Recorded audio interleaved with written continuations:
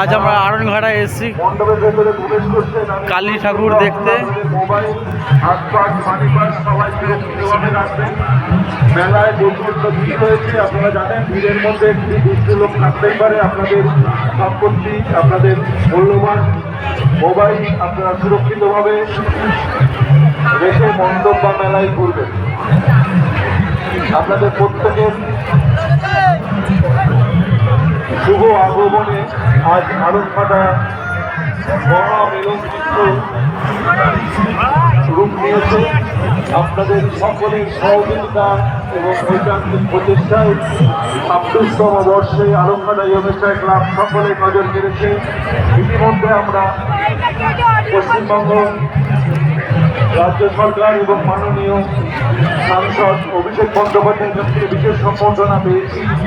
আমাদের অভিনব পূজা মণ্ডপ এবং প্রতিমার দৃষ্টি